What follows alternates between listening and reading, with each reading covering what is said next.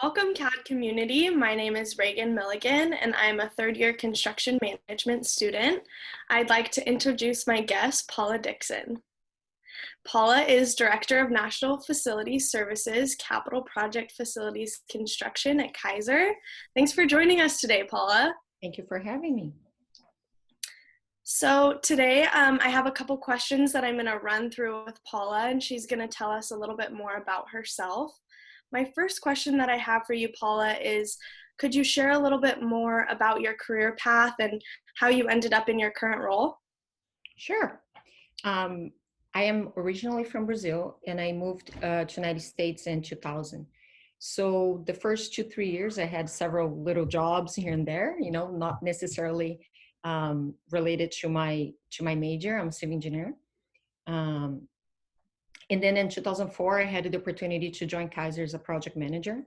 I stayed in that role for about 3 years or so, and I kept asking for additional work from my bosses. I always had that type of attitude. I get bored, give me more. And then a construction manager position became available. Funny story, they told me I didn't qualify because I was a woman. And then they took that back and they gave me a chance for an interview.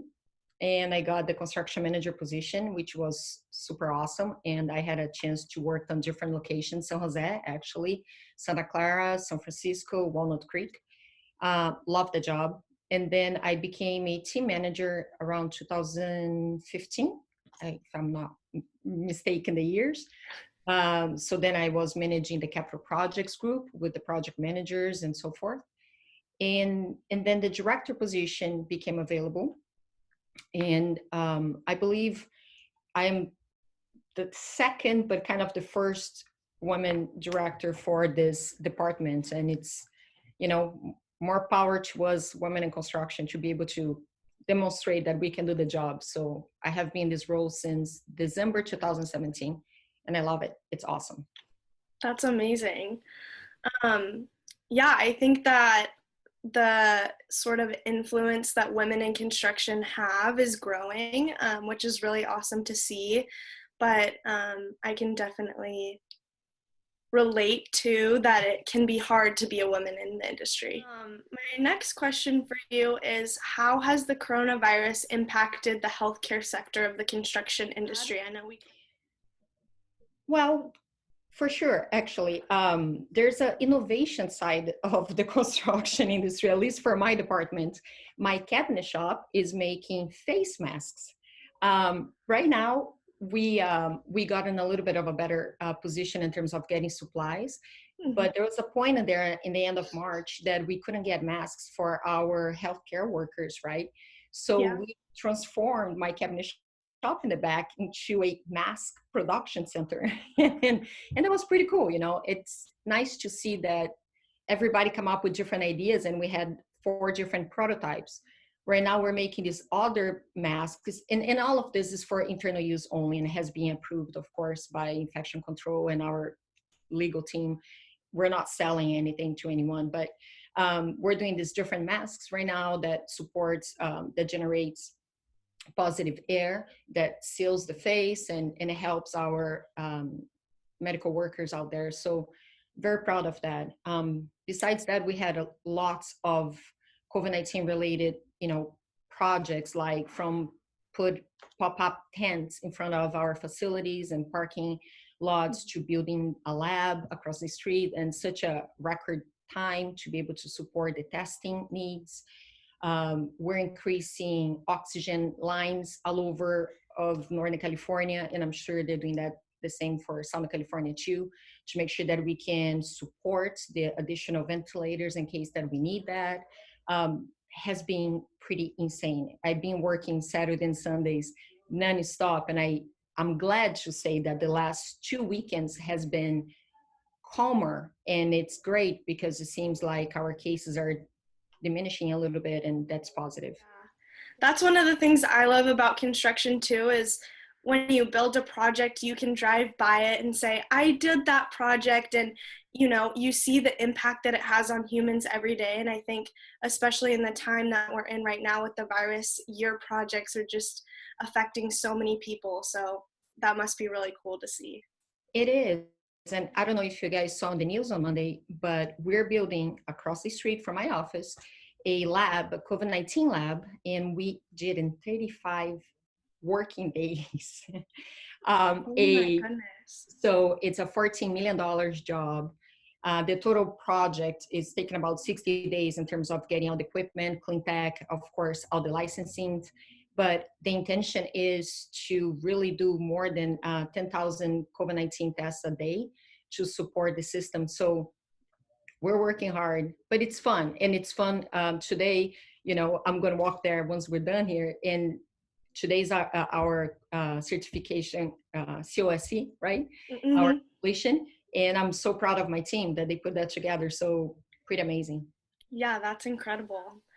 Do you think that any of the sort of new regulations and the ability to, compress a schedule so much to build that lab is going to kind of shape the future of your industry? Amazing question, because we're all asking that ourselves. So once we finish the punch list items next week, my intention is to do really a lessons learned with the team, right? The architects, the project manager, my construction superintendent, and so forth, and kind of do a document for our leadership to say, look what went really well, and things we could control and do better in the future for other projects versus some things that we learned that didn't quite work. We understand that the city of Berkeley gave us, of course, an emergency release in terms of the permitting time, and that we may not control. But there were other things internally within Kaiser that we were able to do so much faster than normally we do. And the collaboration between architects and the construction teams on RFIs and being on the job site every day helped tremendously. So yeah, it's the intention to at least try. I don't know if I'm going to get anywhere, but I'm going to try to bring some of those lessons learned to our leadership and see what we can do about it. Yeah.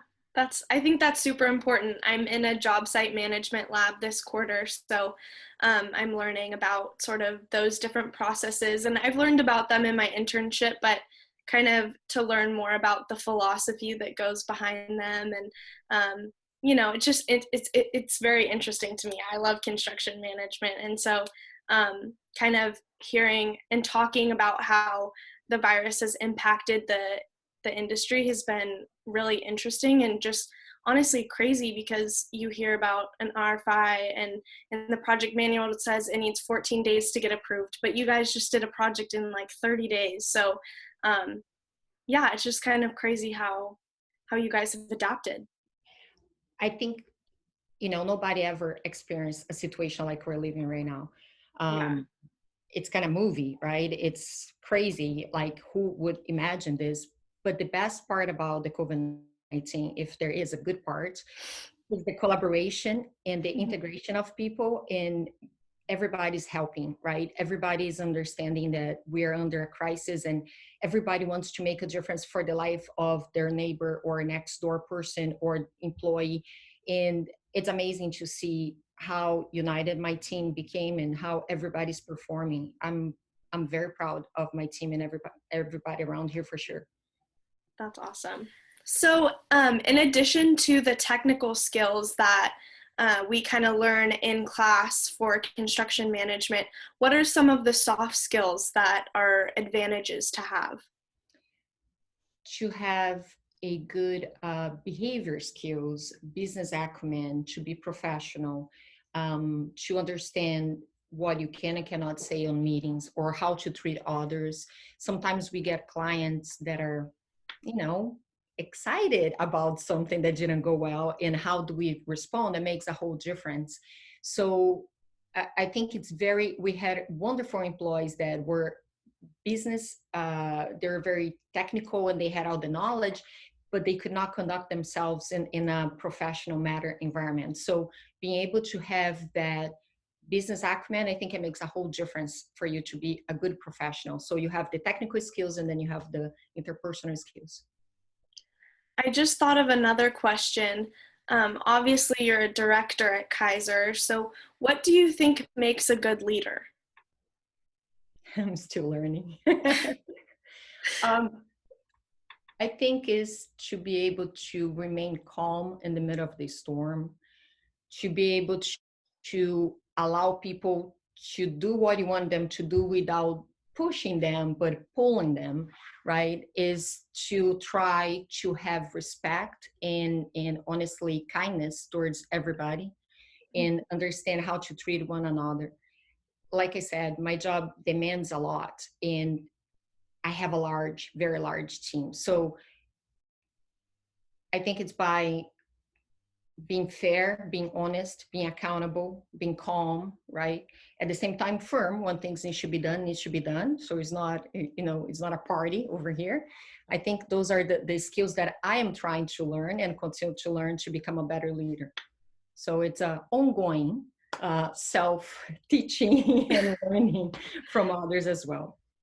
Yeah, definitely. I think being a leader is hard, but it's also very rewarding. And I think it's hard to be a good leader. So I think the fact that you said learning is always ongoing is really awesome. No, Thank you. this is great, guys. Thank you. I enjoyed very much. Thank you very much for having me.